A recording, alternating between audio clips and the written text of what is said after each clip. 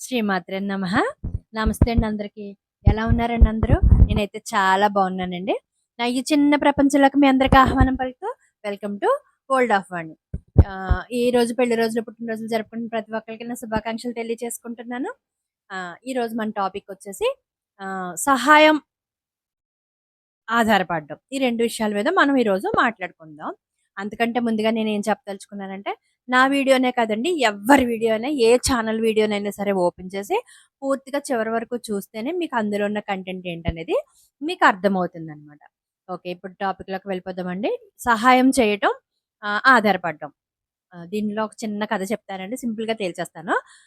ఒక చెట్టు మీద ఒక పొలంలో ఒక చిన్న చెట్టుందనమాట.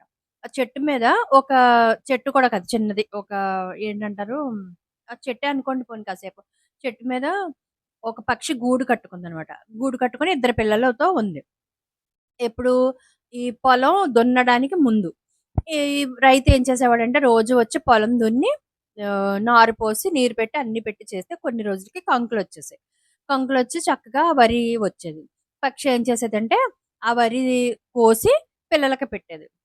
వరి తను తెచ్చి పిల్లలకి పెట్టి అలా పోషించుకుంటా ఉండేది. ఒకరోజు తల్లి పక్షి ఏం చేసిందంటే బయటికెళ్ళిందనమాట.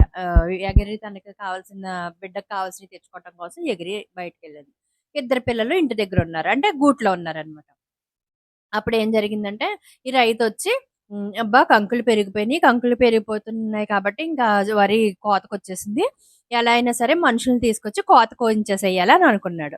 అనుకునేసరికి అవి పిల్లలు విన్నాయి. పిల్లలు విన్నాక సాయంకాలం అయ్యేసరికి తల్లొచ్చాక అమ్మ ఇలా అంటన్నాడు. వరి కోసేస్తాడంట. వరి కోసేస్తే మన చెట్టు కూడా ఉంటదో, ఉండదో తెలీదు కదా! కాబట్టి మనం ఇంకా ఇక్కడి నుంచి వెళ్ళిపోవాల్సొస్తది అనంటే, అప్పుడు పక్షి అన్నదంట, ఆహా! మనిషిని పెట్టి కోయిస్తానన్నాడా? ఏం పర్లేదులే కంగారు పడకండి అందంట. అలాగా ఒక వారం అయిపోయింది. మళ్ళీ రెండో వారంలో కూడా ఇలాగే వచ్చి చూసాడంట. గట్టు గట్టు మీద నుంచొని చెట్టు దగ్గర చెట్టు నీడలో నుంచొని ఎలాగా వరి కంకులు ఎక్కువైపోయినియి. మనుషులు పెట్టి ఎలాగైనా సరే కోయించేయాలి అని చెప్పేసి కోత కోయించేసుకోవాలని అనుకున్నాడు. మళ్ళీ పక్షి పిల్లలు విన్నాయి. విన్న తర్వాత మళ్ళీ తల్లొచ్చాక సేమ్ ఇదే చెప్పాయన్నమాట. చెప్తే "ఏం కంగారు పడకండి, ఏం జరగదని" చెప్పింది. సరే మూడోసారి కూడా ఇలాగే జరిగింది. ఇంక నాలుగోసారి వచ్చేసరికి ఈ రైతొచ్చి చూసి అప్పుడే 2 నెలలు అయిపోయింది. వరి కంకులు చూస్తే పెరిగిపోయి ఉన్నాయి. ఎంతమందిని రమ్మన్నా వాళ్ళెవరో రావట్లేదు. కాబట్టి రేపు నేనే వచ్చి చేలో దిగి ఎలాగైనా సరే వరి కంకులు కోసేసుకోవాలి. పంట కోసేయాలని అనుకున్నాడంట. అనుకుంటూ ఎళ్ళిపోయాడనమాట. ఎళ్ళిపోతే పక్షి పిల్లలు విన్నాయి. విన్న తర్వాత ఎళ్లి తల్లితో చెప్పాయన్నమాట. అమ్మ ఇలా అంటున్నాడు. ఇంక రేపటి నుంచి ఎవరు రావట్లేదంట. ఎన్ని సార్లు పిలిచినా అందుకని అతనే వచ్చి కోసేసుకుంటాడంట అని చెప్తే అప్పుడు తల్లంటది, అయితే మనం ఇక్కడి నుంచి వెళ్ళిపోవాల్సిన పరిస్థితి ఏర్పడింది. పదండి మీకు నేను వేరే గూడు గట్ట తీసుకెళ్తానని చెప్పి తల్లి ఇద్దరు పిల్లల్ని తీసుకొని వేరే చెట్టు మీద గూడు గట్ట తీసుకెళ్ళిపోయింది. ఈ కథలో మీకేమర్థమైంది? రైతు ఎప్పటికప్పుడే ఎవరో వస్తారు, ఏదో చేస్తారని ఆళ్ళ మీద ఆధారపడితే ఆళ్ళు రావచ్చు, రాకపోవచ్చు. కాబట్టి రాకపోవడం వల్ల ఆహ్, పోస్ట్‌పోన్ అవుతుంది పని, తన పని కదా! ఇక్కడ తల్లి పక్షి ఏం చేసింది? అంటే వాడి మీద వాడు ఆధారపడకుండా వేరే వాళ్ళ మీద ఆధారపడతా పడినన్నాళ్ళు కూడా పక్షి అక్కడే ఉంది. అంటే మనం వేరే వాళ్ళ మీద ఆధారపడిన ప్రతిసారి కూడా మనకి ఏ పని అవ్వదు. ఎదుటోళ్ళు మనల్ని చాలా తేలిగ్గా చూస్తారు. ఈవెన్ దో పక్షే చూసినప్పుడు మనుషులంతే అండి. అదే. ఒకరోజు తనేంటి, తన స్థితేంటని తను తెలుసుకున్న రోజు ఏం జరిగింది, అతనికి అతనే ఇంక ఛీఛీ వీళ్ళెవరిని నమ్మకూడదు. నేనే వచ్చి కోసేసుకోవాలి కోత అని అనుకునేసరికి తల్లి పక్షి ఏం చేసింది, ఆహా! వీడికిప్పుడు జ్ఞానోదయం అయ్యిందనమాట.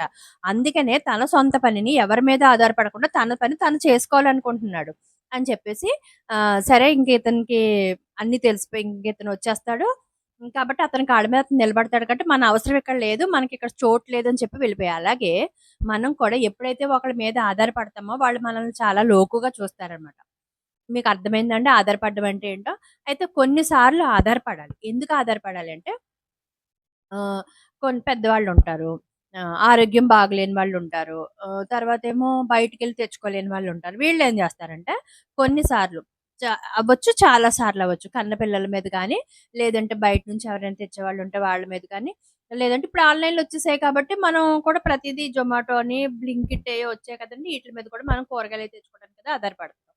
ఒక్కసారి మనకు నెట్ పని చేయలేదు, మనకేది అవ్వలేదని అన్నప్పుడు, అవేమీ పని చేయట్లేదు, మనకంటూ ఎవరో లేరని అన్నప్పుడు మన పరిస్థితి ఏంటి? ఇలా ఆధారపడడం నేర్చుకుంటే మనం ఎప్పటికీ కూడా మనం ముందుకెళ్ళలేం. ఇకపోతే సహాయం. మనం ఎవరినైనా సహాయం అడుగుతున్నామా? సహాయానికి, ఆధారానికి ఆధారపడడానికి చాలా తేడా ఉందండి. 2 దగ్గర దగ్గర వర్డ్సే కానీ చాలా తేడా ఉంటదనమాట.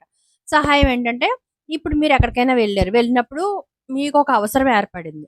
ఆ కాసేపు మాత్రమే అవసరం. అంతేకాని బయట వేరే అవసరం కాదు. కంప్లీట్‌గా అది అవసరం కాదు. అంటే ఇక్కడేంటంటే ఇప్పుడు నేను చెప్పేది ఇప్పుడు ఎక్కువ ఇక్కడ ఎక్కడ జరుగుతా ఉంటాయంటే సహాయం అనేది హ్మ్. నిన్న ఆ! ఓకే. నిన్న మేమొక గుడికెళ్ళాం. నేనెళ్ళాను ఒక గుడికి. ఎళ్ళినప్పుడు ఒక పెద్దాయనొచ్చారనమాట. పెద్దాయన నెమ్మదిగా వచ్చారు. నెమ్మదిగా వచ్చి చూసుకొని అక్కడ ఒక సంచి తెచ్చుకున్నారు. సంచి తెచ్చుకొని, "అమ్మ ఈ సంచి ఇక్కడ పెడతాను. కొంచెం చూడండి. నేను ప్రదక్షిణాలు చేసి వచ్చేస్తానన్నారు." సరే అండి పెట్టుకోండి అన్నాను. అతను సంచి నా దగ్గర పెట్టి మర్చిపోయాడనుకున్నాను నేను యాక్చువల్‌గా. ఎందుకంటే దగ్గర దగ్గర నేను చాలా సేపు కూర్చున్నాననమాట. కూర్చునేసరికి మర్చిపోయాడేమో, ఎళ్ళిపోయారేమో, అయ్యో! ఇదెలా అందించాలని నేను చాలా ఫీలయ్యాను. కానీ అతను నా సహాయం తీసుకున్నాడు. జస్ట్ అది నా దగ్గర పెట్టడానికే డిపెండ్ అయ్యాడు. అంతేకాని ఇది మీతో పాటు తిప్పుకోండని, లేదంటే మీరు నన్ను తిప్పండని చెప్పి నన్ను అడగలేదు కదా! సరే ఒక పావుగంట, అరగంట తర్వాత ఆయనొచ్చారు. వచ్చిన తర్వాత "అమ్మ ఉన్నావా?" అనేసి, "అయ్యో! ఏమనుకోకమ్మా ఉన్నావా?" అన్నారు. "పర్లేదండి నాన్నగారు తీసుకోండి" అని చెప్పని సంచిచ్చేసాను. అతను సంచి ఒక్కటే చూడమని సహాయం అడిగాడు అంతే. అతను నడవలేని పరిస్థితిలోనే ఉన్నాడు. "అమ్మా నేను ప్రదక్షిణం చేయలేకపోతున్నాను. నన్ను చుట్టూ తిప్పండని" నా మీద డిపెండ్ ఆన్ అవ్వలేదు. ఆయన పని ఆయన చేసుకున్నారు. అలాగే మనం ఎవరినైనా సహాయం అయితే అడిగేటప్పుడు కూడా అది సహాయంలాగే ఉండాలి. సహాయం చేస్తున్నారు కదా! అని ప్రతిసారి వెళ్ళిపోయి వాళ్ళ మీద పడిపోకూడదు. ఇక్కడ సహాయం అడిగిన వాళ్ళకంటే సహాయం చేసేవాళ్ళ గురించి నేనెక్కువ చెప్పదలుచుకున్నానండి. మ ఎదుటి వాళ్ళు మనల్ని సహాయం అడిగారు కదా! అని మనం ఎప్పుడు ఎదుటి వాళ్ళని లోకుగా చూడకూడదు. ఎందుకు చూడకూడదంటే వాళ్ళు సహాయం అడిగారు. ఎందుకంటే ఆ పని నీకు రానప్పుడు నేర్చుకోవటం కోసం అడిగారు. దాన్ని నువ్వు లోకుగా చూసి కిందేసి తొక్కేద్దాం, ఈళ్ళని ఎలా చేసేద్దాం, అలా చేసేద్దాం. నీకొచ్చిన పని కూడా నువ్వు చెప్పకపోతే అది చాలా వరస్ట్‌గా ఉంటదనమాట. చూసేవాళ్ళు కూడా పద్ధతిగా ఉండదది. వాళ్ళు నీ మీద డిపెండ్ అవ్వట్లే. డిపెండ్ అవ్వడం ఏంటంటే ప్రతి చిన్న విషయానికి నిన్నడగడం, ప్రతి చిన్నది నువ్వే చేసేయి. మనం ఎక్కువ ఇక్కడ ఏం చేస్తామంటే, మనం ఎక్కువ ఆధారపడేది పని మనుషుల మీద ఆధారపడతామండి. ఇప్పుడున్న నౌ ఏ డేస్‌లో పరిస్థితులు కూడా అలాగే ఉన్నాయనుకోండి. పని మనుషులు కంపల్సరీ అయిపోయారు ప్రతి ఒక్కళ్ళ ఇంట్లో. వీళ్ళేం చేస్తారు, వెళ్ళి అన్ని పనులు చూసుకొని, ఇవాళ కాతే రేపు అని వీళ్ళు చాలా నెగ్లిజెన్సీ‌గా ఉంటారు పని మనుషులు. నేను ఇంతకు ముందు ఒక 15 ఏళ్ల క్రితం పని మనిషిని మెయింటైన్ చేసేదాన్నండి. ఎప్పుడైతే నాకు ఆ అమ్మాయితో కొంచెం చిన్న క్లాష్ వచ్చింది. క్లాష్ అంటే ఏం కాదు. నేను టైంకి బయటికెళ్ళిపోవాలి. నాకు టైంకి గిన్నెలు తోమాలి. అది తోమేది కాదు. అస్సలొచ్చేది కాదు. కానీ నెల నెల జీతం మాత్రం ఇచ్చేయాలి. సరే ఇంక వాళ్ళని అన్నామనుకోండి, "ఏమ్మా నేనేనా ఎవరో వత్తారు చూసుకో. నువ్వు చేసుకోగలవా?" అన్నట్టు మనల్ని లోకు చేసి మాట్లాడతారు. కాబట్టి నేను మొత్తానికి పని మనుషులనే తీసి నా పని నేనే చేసుకున్నాను. పని మనుషులు ఇలా చేస్తా ఉంటారు. ఇంకొకటేంటంటే బయట మనం ఎళ్ళేటప్పుడు కూడా ఎక్కడికైనా వెళ్ళేటప్పుడు చేసేటప్పుడు ఎవరి మీదైనా ఆధారపడి అమ్మ నువ్వే తీసుకెళ్ళాలి. ఇప్పుడు ప్రస్తుతం ఎలా ఉంటదంటే పల్లెటూరులో ఎలా ఉంటదంటే తల్లిదండ్రులుంటారు గదా! వాళ్ళేం జేస్తారంటే పిల్లల మీద ఆధారపడిపోతా ఉంటారు. వాళ్ళు మరి నా కొడుకొచ్చి తీసుకెళ్తాడు. లేదంటే నా కూతురొచ్చి తీసుకెళ్తది అని చెప్పేసి. నిజమే వాళ్ళొస్తారు. వాళ్ళు విసుక్కుని, కసుక్కుని వస్తా ఉంటారు. తప్పదు అప్పుడు దాకా ఈళ్ళు ఇక్కడే కూర్చుంటారు పాపం. ఆళ్ళు చేసే పనులేమి చేసుకోలేకపోతారు. ఇలాగ అయితే ఇది ఆధారపడడం. తల్లే కదా అని వీళ్ళనుకోరు. అయ్యో! మా పిల్లలే కదా అని ఆళ్ళనుకోరు. సహాయం ఏంటంటే ఇప్పుడు గవర్నమెంట్ కూడా చాలా విషయాల్లో సహాయ కార్యక్రమాలు పెట్టింది. ఏ అంటే ఎవరి మట్టుకాళ్ళు ఎవరి మీద డిపెండ్ అవ్వకుండా డైరెక్ట్ సచివాలయానికెళ్ళిపోతే వాళ్ళే అన్నీ చేసిచ్చేస్తున్నారు. అది సహాయం అనమాట. ఇక్కడ ఇంకొకటి సహాయం అని ఏం చెప్తారంటే మనకేది తెలీదు. మనకి పని రాదు. పని రాదు అని అన్నప్పుడు ఎవరి సహాయమైనా తీసుకొని, ఆ కాసేపు మాత్రమే మనం ఆ పని వాళ్ళ యొక్క హెల్ప్ తీసుకొని మనం ఏం చేయాలంటే, ఆ పనిని పూర్తిగా నేర్చుకున్నామనుకోండి, ఇంకొకసారి ఇంకొకళ్ళకి మనం ఇంకొకరి మీద ఆధారపడాల్సిన పనుండదు. ఇక్కడ ఎక్కువ చేసేదేంటంటే టైలర్స్‌కి ఈ వర్డ్ ఉపయోగపడుతదండి. క్లయింట్స్ వస్తా ఉంటారు కదా! కస్టమర్స్ వస్తా ఉంటారు. కస్టమర్స్ ఏం చేస్తారంటే, నేను నిన్న నాకు తెలిసిన ఒక అమ్మాయికి ఇదే చెప్పాననమాట. మా ఇంటికొస్తే ఆ అమ్మాయికి ఏం చెప్పానంటే హ్మ్. మేడం మీరు బట్టలు కుడుతున్నారు కదా! నేను నేర్చుకుందాం అని అనుకుంటున్నానంటే, నేర్చుకుంటావా? లేదంటే నేర్చుకొని వదిలేస్తావా?